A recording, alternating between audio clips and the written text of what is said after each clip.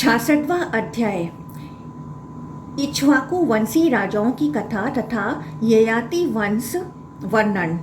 सूत जी बोले, हे द्विजों, त्रिधनवा ने देवदेव टंडी की कृपा से प्रयत्न पूर्वक 1000 अश्वमेध यज्ञों का फल प्राप्त करके सभी देवताओं से नमस्कृत होकर महान गणाधि पद प्राप्त कर लिया।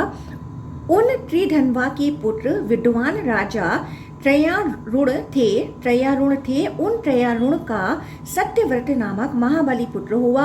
उसने अमित तेज वाले विदर्भ देश के राजा को मारकर पारिग्रहण मंत्र के पूर्ण होने से पहले ही उसकी पत्नी का हरण कर लिया। तब राजा त्रयारुण ने उस अधर्म से युक्त अपने पुत्र का त्याग कर दिया। हे द्विजों, तत्पश्चात पिता के द्वारा व्यक्त उस सत्यव्रत ने पिता से कहा, मैं कहाँ जाऊं? तब पिता ने उससे कहा, तुम चांडालों के साथ रहो। इस प्रकार कहा गया वह सत्यव्रत पिता के आदेश से नगर से निकल गया और पिता के द्वारा व्यक्त वह बुद्धिमान सत्यव्रत चांडालों के निवास स्थान के समीप रहने लगा और उसके पिता वन में चले गए। पूर्व काल में वशिष्ठ के कोप के कारण वह पुण्यात्मा राजा सत्यव्रत सभी लोगों में पराक्रमी त्रिशुंग इस नाम से विख्यात हुआ। उसके बाद महातेजस्वी मुनि विश्वामित्र ने त्रिशुंग को वर प्रदान कर उसे पिता के राज्य पर अभिषिक्त करके उससे यज्ञ कराया था। देवताओं के तथा वशिष्ठ के निषेध करने पर भी ऐश्वर्यशाली विश्वामित्र ने उसे सशरीर स्वर्ग भेज दिया था। केकय वंश में उत्पन्न उसकी सत्यव्रता नामक भार्या ने निष्पाप हरिश्चंद्र नामक पुत्र को जन्म दिया। हरिश्चंद्र का रोहित नामक पराक्रमी पुत्र था। रोहित का पुत्र हरित था। हरित का पुत्र धुंडु कहा जाता है। धुंडु के 2 पुत्र हुए, विजय और सुतेज। उस विजय ने समस्त क्षत्रियों को जीत लिया था, अतः उसे विजय कहा गया है। उसका पुत्र रुचक महान धार्मिक राजा था। रुचक का पुत्र वृक था। उस वृक से बाहु उत्पन्न हुआ। उसका पुत्र सगर हुआ। वह परम धार्मिक राजा था। सगर की भी प्रभा तथा भानुमति नामक 2 भार्याएं थीं। उन दोनों ने पूर्व काल में पुत्र की कामना से अग्नि सदृश और ऋषि की आराधना की थी और उन्हें प्रसन्न होकर उन्हें यथेष्ट उत्तम वर प्रदान किया। उनमें से एक रानी ने 60,000 तथा दूसरी ने वंश को बढ़ाने वाले एक पुत्र को मांगा था। प्रभा ने बहुत पुत्रों को प्राप्त किया और भानुमति ने असमंजस नामक एक पुत्र को प्राप्त किया। उसके बाद प्रभा ने जिन 60,000 पुत्रों को जन्म दिया था वह पृथ्वी को खोदते हुए कपिल रूप विष्णु के हुंकार रूपी बाणों से दग्ध हो गए। असमंजस के पुत्र अंशुमान नाम से विख्यात हुए। उन अंशुमान के पुत्र दिलीप थे और दिलीप से भागीरथ हुए, जिन्होंने तपस्या करके भागीरथी गंगा का अवतरण कराया। भागीरथ के श्रुत नामक पुत्र हुए। उन श्रुत के पुत्र नाभाग हुए, जो शिव भक्त तथा प्रतापशाली थे। उन नाभाग के अमरीश नामक पुत्र हुए। उन अमरीश से सिंधु द्वीप उत्पन्न हुए। नाभाग पुत्र अमरीश के द्वारा भुजाओं से भली भांति पालित की गई पृथ्वी दैविक भौतिक तीनों प्रकार के तपों से पूर्ण रूप से विहीन हो गई थी। उन सिंधु द्वीप के अयुतापु नामक पराक्रमी पुत्र हुए। अयुतायु के ऋतुपर्ण नामक पुत्र हुए। वे बुद्धिमान तथा महायशस्वी थे। वह बलवान राजा ऋतुपर्ण नल के सखा और दिव्य घृत क्रीड़ा के मर्मज्ञ थे।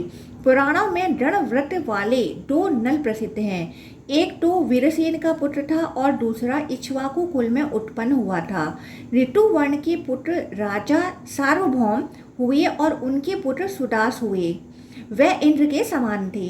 सुदास के पुत्र राजा सौदास कहे गए हैं। उनका नाम मित्र सह था, किंतु वह कलमासपाद नाम से प्रसिद्ध हुए। महातेजस्वी वशिष्ठ ने कलमासपाद के क्षेत्र में इक्ष्वाकु कुल की वृद्धि करने वाले अस्मक को उत्पन्न किया। उत्तरा के गर्भ से अस्मक के मूलक नामक पुत्र उत्पन्न हुए। वे परशुराम के भय से स्त्रियों से घिरे रहते थे और वन में अपनी रक्षा की इच्छा करते हुए उत्तम नारी कवच धारण किए रहते थे। मूलक के शतरथ नामक पुत्र हुए। वे धर्मात्मा राजा थे। उन सतरथ से बलशाली राजा इलविल उत्पन्न हुए। इलविल के पुत्र व्रत शर्मा थे, जो ऐश्वर्य संपन्न तथा प्रतापशाली थे। उनके पुत्र विश्वसह थे, जिन्हें पितृ कन्या ने जन्म दिया था। उनके पुत्र दिलीप हुए। वह खटवांग नाम से प्रसिद्ध हुए, जिन्होंने एक मुहूर्त का जीवन प्राप्त करके स्वर्ग से इस लोक में आकर अपनी बुद्धि एवं सत्य के द्वारा तीनों अग्नियों तथा तीनों लोकों को जीत लिया था। उनके पुत्र दीर्घबाहु हुए तथा उनसे रघु उत्पन्न हुए। उन रघु से अज नामक पुत्र उत्पन्न हुए और उन अज से पराक्रमी दशरथ उत्पन्न हुए। उन दशरथ से ऐश्वर्यशाली इक्ष्वाकु वंश को बढ़ाने वाले वीर धर्मज्ञ तथा लोक प्रसिद्ध राम और लक्ष्मण, भरत तथा महाबली शत्रुघ्न उत्पन्न हुए। उनमें राम श्रेष्ठ, महातेजस्वी तथा महान ओजस्वी थे।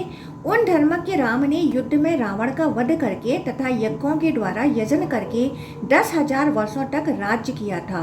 राम के कुश नाम से एक प्रसिद्ध पुत्र उत्पन्न हुए, जो दूसरे लव उत्पन्न हुए, जो परम भाग्यशाली, सत्यनिष्ठ और सद्बुद्धि वाले थे। कुश से अतिथि उत्पन्न हुए। उन अतिथि के पुत्र निषद थे। निषद से नल उत्पन्न हुए और उन नल से नभ उत्पन्न हुए।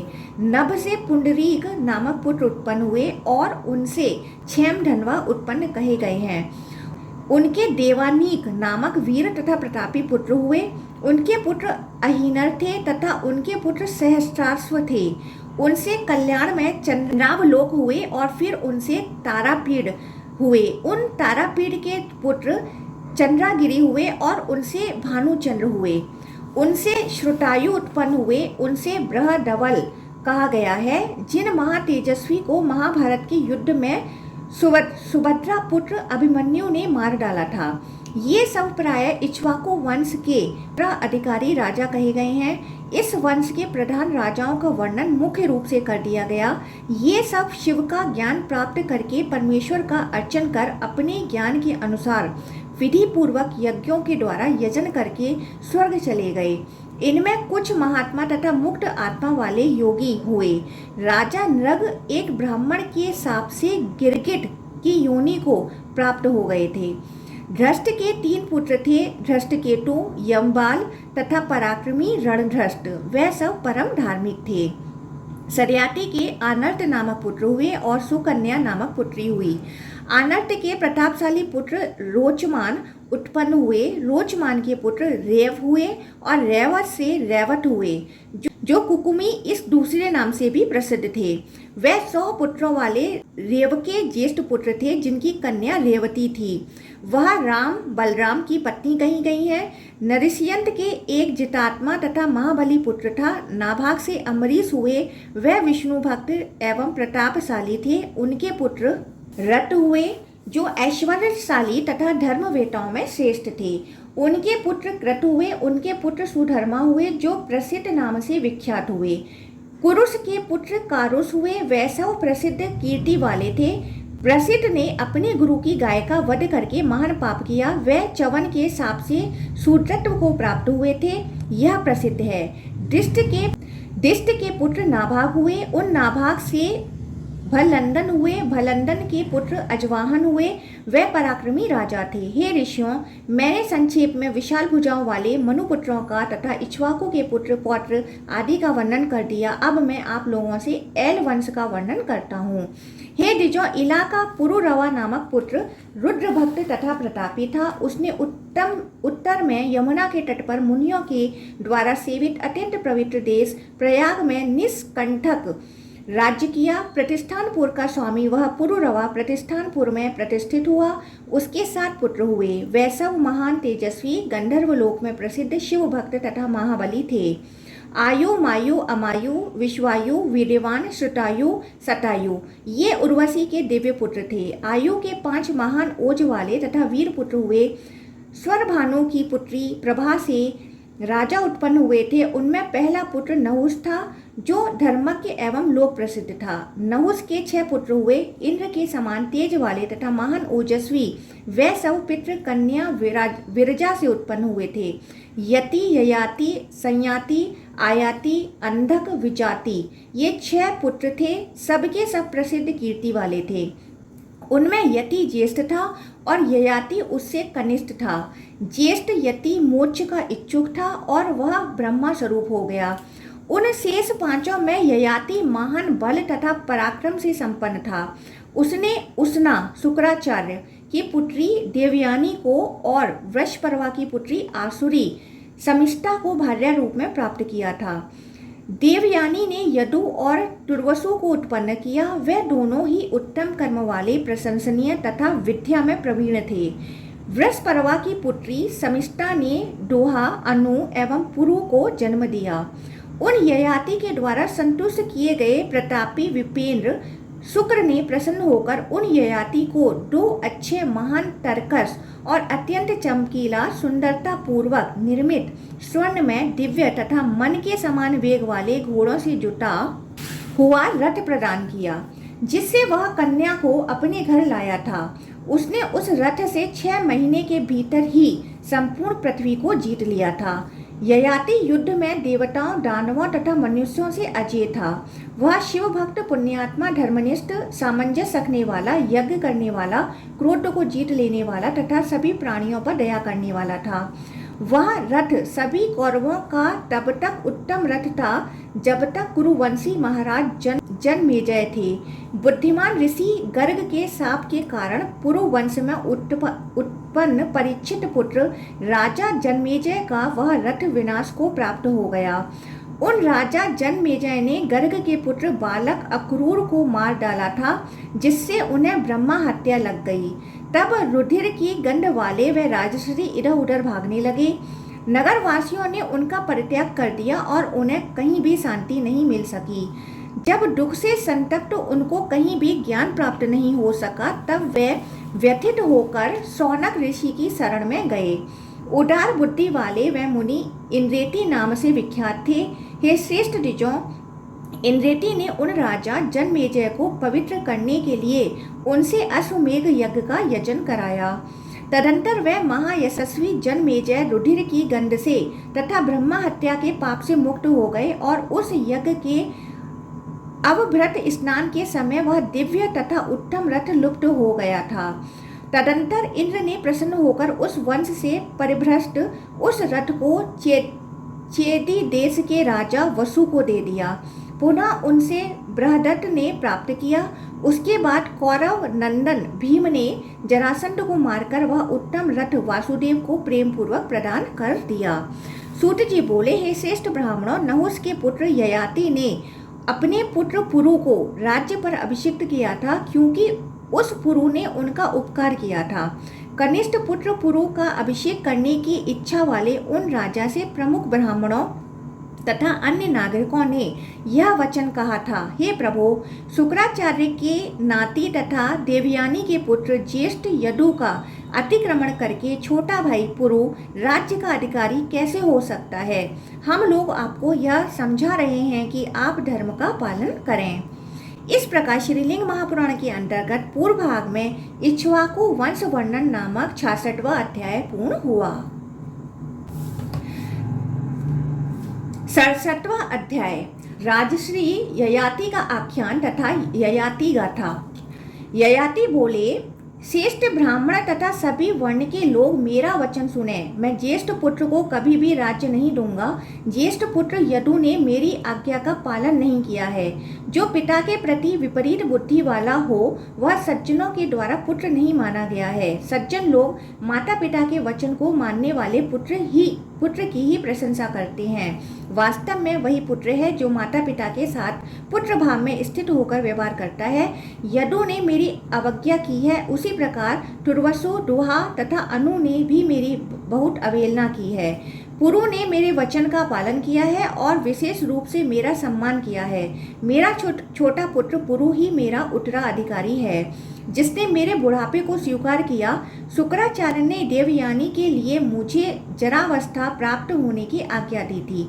जब मैंने उनसे प्रार्थना की तब उन्होंने पुनः बुढ़ापे को संचारणी बना दिया। काव्य तथा उसना नामधारी शुक्र ने स्वयं मुझे वर प्रदान किया था कि जो पुत्र आपके अनुकूल व्यवहार करे वही आपके राज्य का अधिकारी होगा। अतः हे ब्राह्मणों, अब आप लोग भी मुझे आज्ञा दें कि यह पुरु राज्य पर अभिषिक्त किया जाए। प्रजागण बोले, जो पुत्र गुण संपन्न, सर्वदा माता पिता का हित करने वाला तथा समस्त कल्याण के योग्य हो, वह छोटा होने पर भी राज्य का उत्तराधिकारी होता है। अतः पुत्र पुरु ही राज्य के योग्य है, जिसने आपके वचन का पालन किया है। शुक्र के वरदान से विपरीत कार्य नहीं किया जा सकता है। सूत जी बोले, इस प्रकार जब प्रसन्न हुए नगरवासियों ने नहुस पुत्र ययाति से कहा, तब उन्होंने अपने पुत्र पुरु को राज्य पर अभिषिक्त करके तुर्वसु को दक्षिण पूर्व दिशा में रहने की आज्ञा प्रदान की। उसके बाद राजा ययाति ने ज्येष्ठ पुत्र यदु को दक्षिण दिशा में नियोजित कर दिया और उन दोनों दोहा तथा अनु को क्रमशः पश्चिम तथा उत्तर दिशा में नियुक्त कर दिया। नहुस पुत्र ययाति ने 7 द्वीपों वाली सागरों सहित पृथ्वी को जीतकर पुत्रों में राज्य को 3 भागों में बांट दिया। इस प्रकार पुत्रों में राज्य संक्रमित करने वाले तथा हर्षपूर्ण मन वाले राजा बंधुओं पर उनका भार सौंपकर प्रसन्न हो गए। महाराज ययाति के द्वारा इस विषय में पहले ये गाथाएं गाई गई थीं, जिनके द्वारा मनुष्य जिस प्रकार कछुआ अपने सभी अंगों को समेट लेता है, वैसे ही अपनी समस्त कामनाओं को समेट लेता है और उन्हीं से वह श्रीमान हो जाता है, अन्यथा नहीं, चाहे वह करोड़ों कर्म करने वाला ही क्यों न हो। कामनाओं के उपभोग से इच्छा शांत नहीं होती है। जैसे हवि के द्वारा अग्नि बढ़ती है, उसी प्रकार यह निरंतर बढ़ती ही जाती है। पृथ्वी पर जो भी व्रीहि, जौ, सोना, पशु तथा स्त्रियां हैं, वह सब वस्तुएं किसी एक के लिए भी पर्याप्त नहीं है। यह मानकर मनुष्य को कामना मुक्त हो जाना चाहिए। जब मनुष्य सभी प्राणियों के प्रति मन, वचन तथा कर्म से पापमय भाव नहीं रखता है, तब वह ब्रह्मा को प्राप्त होता है। जब वह दूसरे से डरता नहीं, दूसरे लोग भी उससे नहीं डरते। जब वह दूसरे की निंदा नहीं करता तथा दूसरे से द्वेष नहीं करता, तब वह ब्रह्मा को प्राप्त होता है। जो तृष्णा दुष्ट बुद्धि वालों के द्वारा बड़ी कठिनाई से त्यागने योग्य है, जो मनुष्य के जीर्ण होने पर भी स्वयं जीर्ण नहीं होती तथा जो प्राण का अंत करने वाला रोग है, उस तृष्णा का त्याग कर देने वाले को सुख होता है। जीर्ण व्यक्ति के केश जीर्ण हो जाते हैं, जीर्ण व्यक्ति के दांत जीर्ण हो जाते हैं और उसके नेत्र तथा कान भी जीर्ण हो जाते हैं। केवल तृष्णा ही सदा उपद्रव विहीन रहती है, अर्थात वह सदा तरुण बनी रहती है। सभी प्राणी स्वभावतः ही जीर्ण होते हैं, इसमें संदेह नहीं है, किंतु मनुष्य के जीर्ण हो जाने पर भी जीवन की आशा एवं धन की आशा जीर्ण नहीं होती है। संसार में जो काम सुख है तथा जो स्वर्ग का महान सुख है, वह तृष्णा के नाश के सुख की 16वीं कला के भी बराबर नहीं है। ऐसा कहकर वह राजर्षि ययाति पत्नी के साथ वन में चले गए। उन महायशस्वी ने वही भृगुतुंग शिखर पर निराहार रहकर महान तपस्या करके भार्या सहित स्वर्ग को प्राप्त किया। उनके ये पवित्र तथा देवर्षियों द्वारा सत्कृत 5 वंश हैं, जिनके द्वारा संपूर्ण पृथ्वी उसी प्रकार व्याप्त है जैसे वह सूर्य की रश्मियों से व्याप्त है। ययाति के पुण्यप्रद चरित्र को पढ़ने तथा सुनने वाला मनुष्य धनी, संतानयुक्त, आयुष्मान, कीर्तिशाली एवं बुद्धिमान हो जाता है और सभी पापों से मुक्त होकर शिवलोक में प्रतिष्ठा प्राप्त करता है। इस प्रकार श्रीलिंग महापुराण के अंतर्गत पूर्व भाग में सोम वंश में ययाति चरित्र नामक 67वां अध्याय पूर्ण हुआ। 68वां अध्याय ययाति पुत्र यदु के वंश का वर्णन। सूत जी बोले, हे ऋषियों, अब मैं ययाति के उत्तम तेज वाले ज्येष्ठ पुत्र यदु के वंश का क्रमानुसार संक्षेप में वर्णन करूंगा। मुझ कहने वाले से आप लोग सुने। यदु के देव पुत्र तुल्य 5 पुत्र हुए। उनमें सहस्रजित ज्येष्ठ पुत्र था और कौष्ट्रु, नील, अजग तथा लघु अन्य पुत्र थे। सहस्रजित का पुत्र उन्हीं के समान था। वह सतजित नामक राजा हुआ। सतजित के महाकीर्तिशाली 3 पुत्र कहे गए हैं। वे हय तथा राजा वेणुहय नाम वाले थे। हय का जो पुत्र हुआ वह धर्म नाम से प्रसिद्ध है। हे विप्रों, उसका धर्म नेत्र नामक पुत्र हुआ, ऐसा सुना गया है। धर्म नेत्र का पुत्र कीर्ति था और उस कीर्ति का पुत्र संजय था। संजय का महिष्मान नामक धार्मिक पुत्र था और महिष्मान का पुत्र भद्रसेन था। वह प्रतापशाली था। भद्रसेन का पुत्र दुर्दुम नामक राजा था। दुर्दुम का बुद्धिमान पुत्र धनक नाम से प्रसिद्ध था। धनक के कृतवीर्य, कृताग्नि, कृतवर्मा तथा कृतौजा ये 4 लोकमान्य पुत्र उत्पन्न हुए। उन कृतवीर से कृतवीर्यार्जुन सहस्त्रार्जुन उत्पन्न हुआ। वह अपनी 1000 भुजाओं के द्वारा 7 द्वीपों का श्रेष्ठ स्वामी हो गया था। नारायण स्वरूप वाले परशुराम उस समय उसकी मृत्यु का कारण बने। उसके 100 पुत्र थे। उनमें से 5 पुत्र महारथी, अस्त्रों के ज्ञाता, बलशाली वीर, धर्मात्मा तथा मनस्वी थे। वे सूरसेन, धृष्ट, कृष्ण तथा जयध्वज नाम वाले थे। राजा जयध्वज अवंतियों का स्वामी था। जयध्वज को तालजंग नामक महाबली पुत्र हुआ। उस तालजंग के 100 पुत्र हुए जो इस लोक में तालजंग नाम से प्रसिद्ध हुए। उनमें ज्येष्ठ पुत्र विटिहोत्र महापराक्रमी राजा हुआ। वृष आदि उसके जो अन्य पुत्र थे वे पुण्य कर्म वाले थे। उनमें वृष ही वंश को चलाने वाला हुआ। उसका पुत्र मधु हुआ। मधु के 100 पुत्र थे। उस मधु का पुत्र वृष्णि ही वंश प्रवर्तक हुआ। वृष्णि के सभी वंशज वृष्णि तथा मधु के वंशज माधव कहे गए हैं। यदु वंश से संबंधित यादव है कहे जाते हैं। उन महात्मा है के ये 5 वंश हैं: विटिहोत्र, हरियात, भोज, अवंती तथा सूरसेन। ये तालजंग भी कहे गए हैं। सूरसेन, वृष, कृष्ण एवं 5वां जयध्वज ये उत्तम है कहे गए हैं। सूरसेन के वंशज सूर तथा सूरवीर नाम वाले थे।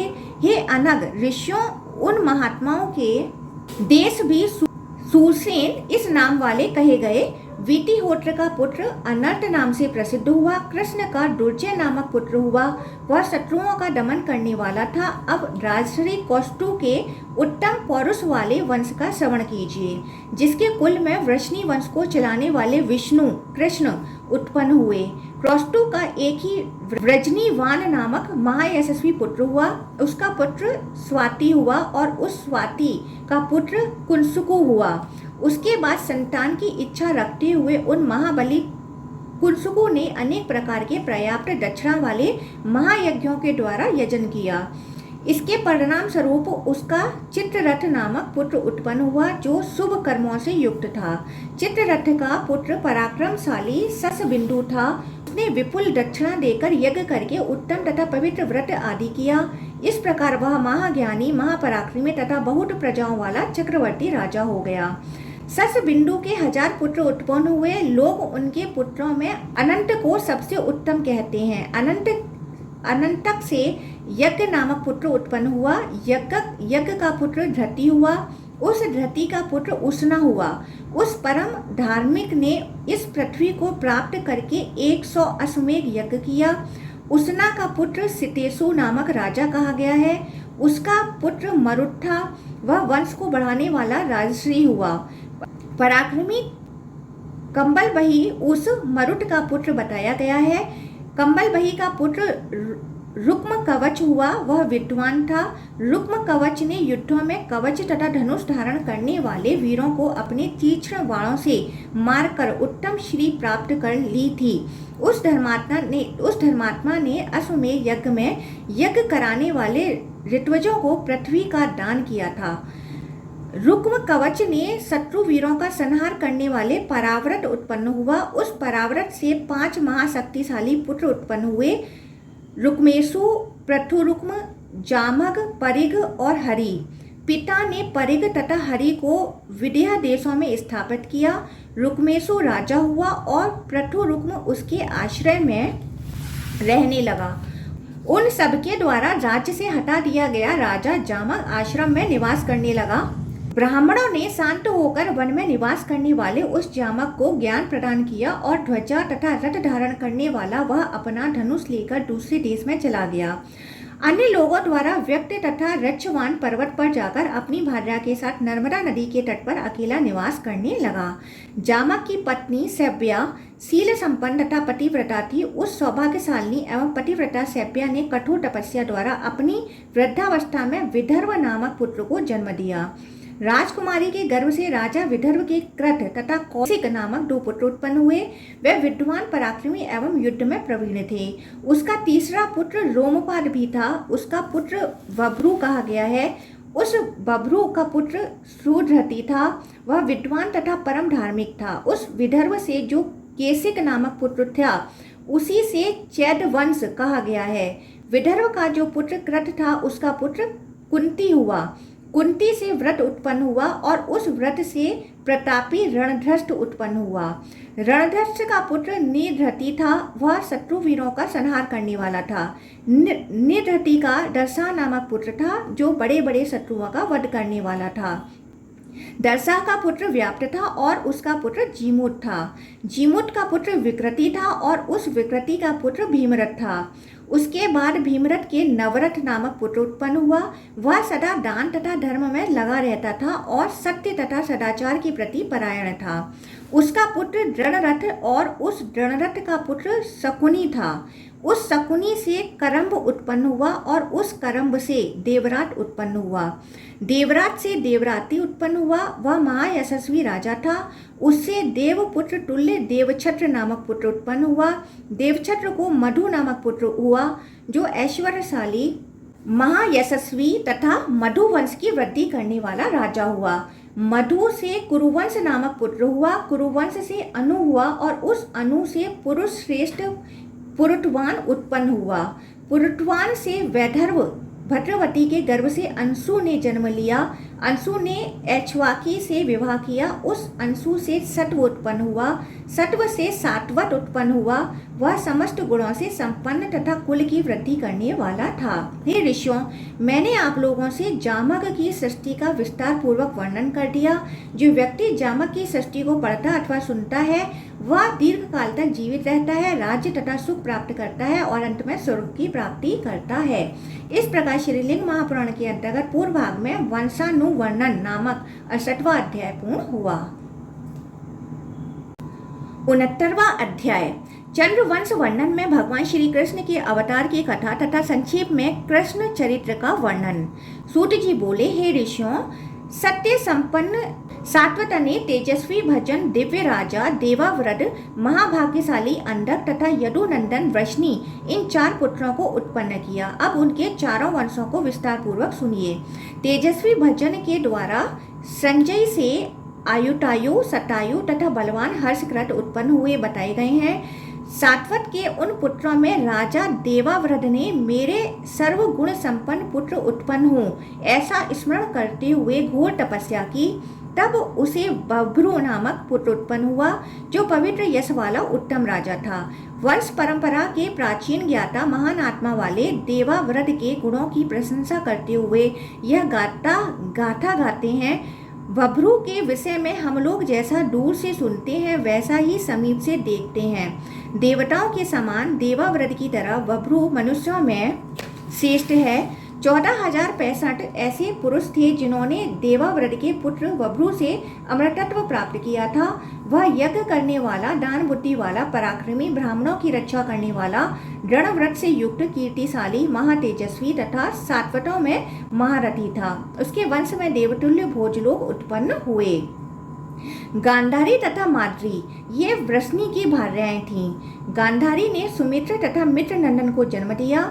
माद्री ने देवमी सुड नामक पुत्र को उत्पन्न किया। उसके बाद उसने अनमित्र तथा सिनी नामक पुत्रों को उत्पन्न किया। वे दोनों उत्तम पुरुष थे। अनमित्र का पुत्र निग्न हुआ। निग्न के 2 पुत्र हुए, प्रसेन तथा महाभाग्यशाली सत्राजित।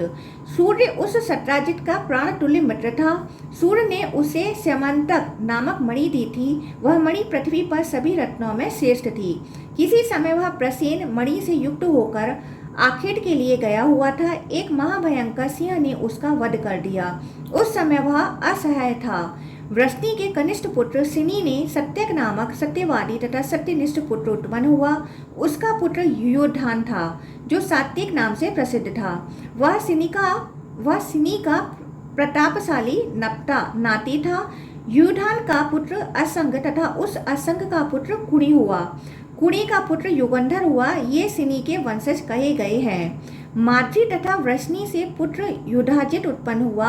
वह सौफल्क नाम से विख्यात हुआ। वह तीनों लोगों का हित करने वाला था। धर्मात्मा महाराज सौफल्क जहाँ रहते थे वहाँ न व्याधि में रहता था और न अनावृष्टि का भय रहता था। उन सौफल्क ने काशीराज की पुत्री को भार्या के रूप में प्राप्त किया था। काशीराज ने अपनी गांधनी नामक कन्या को उन्हें प्रदान किया था। वह अपनी माता के गर्भ में बहुत वर्षों तक स्थित रही और जब वहां निवास करती हुई उसने जन्म नहीं लिया, तब पिता ने गर्भ में विद्यमान उस कन्या से कहा था, तुम शीघ्र जन्म ग्रहण करो, तुम्हारा कल्याण हो, तुम गर्भ में ही क्यों रुकी हुई हो। तब गर्भ में स्थित उस कन्या गांधनी ने उनसे कहा, हे पित, यदि आप 3 वर्षों तक प्रतिदिन एक गाय ब्राह्मण को दान दें तब मैं गर्भ से बाहर निकलूंगी। इस पर पिता ने कहा, वैसा ही होगा। इसके बाद पिता ने उसकी कामना पूर्ण की। उसी कन्या से सौफल्क के द्वारा अक्रूर उत्पन्न कहा गया है, जो दानी पराक्रमी यज्ञ करने वाला विद्वान अतिथि प्रिय तथा विपुल दक्षिणा देने वाला था। शैव की रत्ना नामक कन्या थी, उसी को अक्रूर ने भार्या रूप में प्राप्त किया था। हे ऋषियों, उसने इस कन्या से जिन पुत्रों को उत्पन्न किया उन्हें आप सुनिए। वह उपमन्यु, मागु, व्रत, जन्मेजय, गिरिरक्ष, उपेच, शत्रुघ्न, अरिमर्दन, धर्मव्रत, धृष्टर्मा, गौधन, वर, आवाह तथा प्रतिवाह नाम वाले थे और सुधारा नामक एक सुंदर कन्या भी उत्पन्न हुई थी। अक्रूर को उग्रसेन की कन्या से देववान तथा उपदेव नामक 2 पुत्र उत्पन्न हुए। वह कुल को आनंद प्रदान करने वाले एवं देवतुल्य थे। सुमित्रा को चित्रक नामक महायशस्वी पुत्र उत्पन्न हुआ।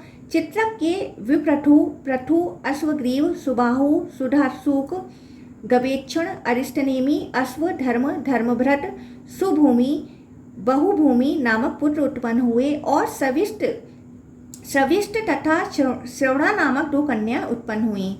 काशीराज की पुत्री ने अंधक से कुकुर, भजमान, सुचि तथा कंबलबही नामक 4 पुत्रों को उत्पन्न किया। कुकुर का पुत्र वृष्णि हुआ और उस वृष्णि से सूर नामक पुत्र उत्पन्न हुआ। उसका पुत्र कपोत रोमा हुआ, वह महाबलवान था। उस कपोत रोमा का पुत्र विलोमक हुआ। उसका पुत्र नल हुआ, वह टुमरु गंधर्व का मित्र और विद्वान था। वह चंदनाक डुडुम्बी नाम से प्रसिद्ध हुआ। उससे अभिजित नामक पुत्र उत्पन्न हुआ। उस अभिजित का पुत्र पुनर्वसु हुआ। उस श्रेष्ठ राजा ने पुत्र के लिए अश्वमेध यज्ञ किया था। उस यज्ञ में जब मंत्रों का उच्चारण हो रहा था तब पूजनकर्ताओं के मध्य पुनर्वसु ने जन्म लिया था। वह विद्वान, सर्वज्ञ, दानी तथा यज्ञ करने वाला हुआ। उस अभिजित के जुड़वा पुत्र भी उत्पन्न हुए। कीर्तिमानों में श्रेष्ठ वे दोनों आहुक तथा आहुकी नाम वाले कहे गए हैं। आहुक से काश्य की पुत्री को देवक एवं उग्रसेन नामक 2 पुत्र उत्पन्न हुए। वे दोनों देवताओं के पुत्रों के समान थे। राजा देवक के देववान, उपदेव, सुदेव तथा देवर्चित ये देवतुल्य पुत्र उत्पन्न हुए। उनकी 7 बहनें थीं। राजा ने उन्हें वसुदेव को दे दिया। वृषदेवा, उपदेवा, देवरक्षिता, श्रीदेवा, शांतिदेवा, सहदेवा तथा देवकी नाम वाली थीं। उनमें देवकी वरिष्ठ एवं परम सुंदरी थीं। उग्रसेन के 9 पुत्र थे। कंस उनमें ज्येष्ठ था। उन सबके सैकड़ों हजारों पुत्र तथा पौत्र थे। देवक की पुत्री देवकी बुद्धिमान वसुदेव की भार्या हुई। वह देवताओं की भी वंदनीय तथा पूजनीय और पतिव्रता थीं। वहिक पुत्री पौरवी महाभाग्यशालिनी रोहिणी भी आनक डुडुम्बी वसुदेव की पत्नी थीं। वह देवताओं के द्वारा भी पूजा के योग्य थीं। कंस के भय से स्वयं देवकी के गर्भ से निकलकर रोहिणी के गर्भ का आश्रय लेने वाले बलशालियों में श्रेष्ठ, हल्का आयुध धारण करने वाले तथा शांत तेज वाले बलराम को रोहिणी ने उत्पन्न किया। परम सुंदर 6 गर्भों के कंस द्वारा वध कर दिए जाने के बाद और बलराम के जन्म लेने के बाद बुद्धिमान वसुदेव ने देवकी से श्री कृष्ण को उत्पन्न किया। वही परमात्मा देवदेव तथा जनार्दन है और रजत चांदी के समान कांति वाले हलायुध बलराम भगवान अनंत शेष हैं। वह जनार्दन श्री विष्णु भृगु के शाप के बहाने मानव शरीर धारण करना स्वीकार करते हुए उस देवकी से वसुदेव के पुत्र रूप में उत्पन्न हुए थे। उसी समय देवदेव श्री विष्णु की आज्ञा से उमा के देह से उत्पन्न योग निद्रा भगवती कौशिकी ने यशोदा की पुत्री के रूप में जन्म लिया था। वह ही सभी देवताओं से नमस्कृत साक्षात प्रकृति हैं और धर्म तथा मोक्ष का फल देने वाले भगवान कृष्ण पुरुष हैं। उस समय कंस से अपने पुत्र की रक्षा करते हुए बुद्धिमान वसुदेव ने 4 भुजाओं वाले, विशाल नेत्रों वाले, श्रीवत्स के चिन्ह से युक्त शंख चक्र गदा पद्म धारण करने वाले जनार्दन को यशोदा को देकर उस कन्या को ले लिया। लोगों के रक्षक तथा अपनी इच्छा से शरीर धारण करने वाले इन विष्णु को देकर उन्होंने नंदगोप से कहा, इसकी रक्षा कीजिए। अमित तेज वाले देवदेव शिव की कृपा से बलराम के साथ उन वरदायक परमेश्वर पृथ्वी का भार दूर करने के लिए अवतीर्ण तथा जगत के गुरु श्री कृष्ण को प्रदान करके कहा था, इससे यादवों का सब प्रकार का कल्याण होगा। यह देवकी का वही पुत्र है जो हम लोगों के कष्टों को दूर करेगा। उसके बाद वसुदेव ने उग्रसेन पुत्र कंस से सुंदर लक्षणों वाली उस उत्पन्न हुई कन्या के विषय में बताया। हे कंस, हे सुव्रत, यह देवकी का 8वां गर्भ ही तुम्हारा मृत्यु रूप होगा, इसमें संदेह नहीं। यह पुरातन वाणी है। तब कंस ने उसे मारना आरंभ किया, किंतु उसके हाथ से छूटकर आकाश में जाकर उस अष्टभुजा देवी ने मेघ के समान गंभीर वाणी में कहा, हे कंस, अब तुम अपनी देह की रक्षा करो। मायावी कंस के स्वरूप में रहने वाले इस देह की रक्षा करते हुए तुम्हारी मृत्यु आ गई है। अरे मूर्ख, तुमने कैसे अपराध कर डाला? तुम्हारा अंत करने वाला तो उत्पन्न हो चुका है। उस कंस ने भय से देवकी के 8वें गर्भ को मार डालने का प्रयत्न किया था, क्योंकि उसने स्मरण कर रखा था कि जिससे उसकी मृत्यु निर्धारित है वह देवकी का 8वां पुत्र है। हे श्रेष्ठ मुनियों, प्रतिकार करने में कंस का जो भी प्रयास था वह व्यर्थ हो गया और भगवान श्री हरि के प्रभाव से उस वाणी के द्वारा वह कंस जड़ कर दिया गया था। अंत में अक्लिष्ट कर्म करने वाले उन श्री कृष्ण ने कंस को भी मार डाला और देवताओं तथा ब्राह्मणों का वध करने वाले अन्य बहुत से दुष्टों को भी मार डाला। उन श्री कृष्ण के प्रद्युम्न आदि बहुत से पुत्र बताए गए हैं। वे सब युद्ध में प्रवीण थे। कृष्ण के पुत्र कृष्ण के ही समान थे। श्री कृष्ण के इन सभी पुत्रों में चारुदेशन आदि पुत्र विशिष्ट तथा बलवान थे। वह रुक्मणी के पुत्र शत्रुओं का विनाश करने वाले थे। कृष्ण की 16,100 भार्याएं थीं। उन सब में रुक्मणी उनकी ज्येष्ठ पत्नी थी। अक्लिष्ट कर्म करने वाले श्री कृष्ण ने उस रुक्मणी के साथ 12 वर्षों तक उपवास करते हुए केवल वायु भक्षण से पुत्र हेतु भगवान शिव का पूजन किया था। परिणाम स्वरूप श्री कृष्ण ने शूलपाणी शिव की कृपा से चारुदेश, सुचारु, चारुवेश, यशोधर, चारुश्रवा, चारुयश, प्रद्युम्न तथा सांब इन पुत्रों को प्राप्त किया था। रुक्मणी के उन वीर पुत्रों को तथा रुक्मणी को देखकर बुद्धिमान कृष्ण की पत्नी जाम्बवती ने कृष्ण से कहा, हे कमल नयन, आप प्रसन्न होकर मुझे विशिष्ट महान गुणी तथा शिवजी को प्रिय पुत्र प्रदान कीजिए। तदंतर जाम्बवती का वचन सुनकर अनिंद एवं तपोनिधि जगन्नाथ श्री हरि ने तप करना प्रारंभ किया। शंख चक्र तथा गदा धारण करने वाले उन जनार्दन नारायण श्री कृष्ण ने मुनि व्याघ्रपाद के श्रेष्ठ आश्रम में जाकर उन अंगिरा गोत्रीय ऋषि को देखकर उन्हें प्रणाम करके उनकी आज्ञा से दिव्य पाशुपत योग प्राप्त किया। दाढ़ी तथा सिर को मुंडित कराकर शरीर को घृत से अनुलिप्त कर तथा मूंज की मेखला धारण करके व्रत में दीक्षित होकर परम तप भगवान श्री कृष्ण तपस्या करने लगे। उन श्री कृष्ण ने हाथों को ऊपर उठाकर आश्रय रहित होकर तथा पैर के अंगूठे के अग्रभाग पर स्थित होकर क्रमशः फल, जल एवं वायु का आहार ग्रहण करते हुए 3 ऋतुओं तक तपस्या की। उनकी तपस्या से संतुष्ट होकर भगवान रुद्र ने महात्मा कृष्ण को अनेक वर प्रदान किया तथा जाम्बवती से सांब नामक पुत्र प्राप्त होने का वर प्रदान किया। तब श्री कृष्ण की भार्या जाम्बवती पुत्र सांब को प्राप्त करके उसी प्रकार परम हर्षित हुई जैसे अदिति आदित्य को प्राप्त करके हर्षित हुई थी। हे मुनि श्रेष्ठों, उन श्री कृष्ण ने बुद्धिमान रुद्र के शाप के कारण बाणासुर की 1000 भुजाओं को काट डाला था। इसके बाद बलराम को सहायक बनाकर उन्होंने युद्ध क्षेत्र में लीला पूर्वक अनेक दैत्यों का तथा दुष्ट राजाओं का वध किया। यज्ञ वराह से उत्पन्न दैत्य श्रेष्ठ नरकासुर का वध करके अतुलनीय पराक्रम वाले तथा महाबली उन श्री कृष्ण ने उर्व चक्र वाले वायुदेव तथा ब्रह्मा पुत्र महात्मा नारद के वरदान से अपने उपभोग के योग्य 16,100 कन्याओं को ग्रहण किया था। उन्होंने विप्रों के शाप के बहाने अपने कुल का संहार कर डाला और उस कुल का संहरण करके वे अच्युत श्री कृष्ण प्रभाव क्षेत्र में रहने लगे। तदंतर वृद्धावस्था के कष्ट का हरण करने वाले उन श्री कृष्ण का द्वारका में रहते हुए 100 वर्ष से अधिक समय व्यतीत हुआ। उन्होंने द्वारका के समीपवर्ती पिंडराक क्षेत्र में निवास करने वाले विश्वामित्र, कण्व, बुद्धिमान नारद तथा दुर्वासा के शाप तथा वचन की रक्षा की। व्याध के द्वारा बनाए गए जरकास्त्र के बहाने अपने मानव शरीर का परित्याग करके उस व्याध पर कृपा करके वह श्री कृष्ण भूलोक अपने धाम को चले गए।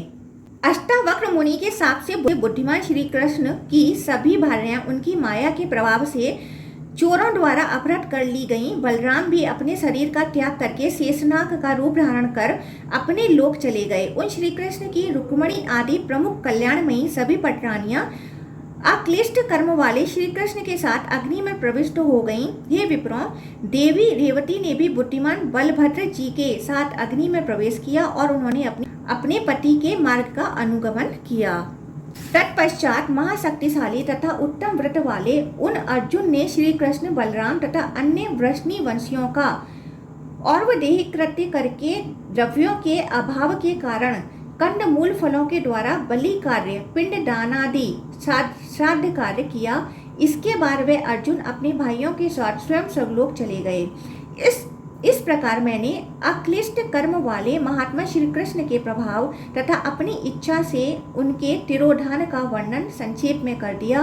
हे द्विजो, जो मनुष्य सोमवंशीय राजाओं के इस चरित्र को पढ़ता है या सुनता है अथवा ब्राह्मणों को सुनाता है वह विष्णु लोक प्राप्त करता है, इसमें संदेह नहीं करना चाहिए। इस प्रकार श्रीलिंग महापुराण के अंतर्गत पूर्व भाग में सोमवंशानुकीर्तन नामक 69वां अध्याय पूर्ण हुआ।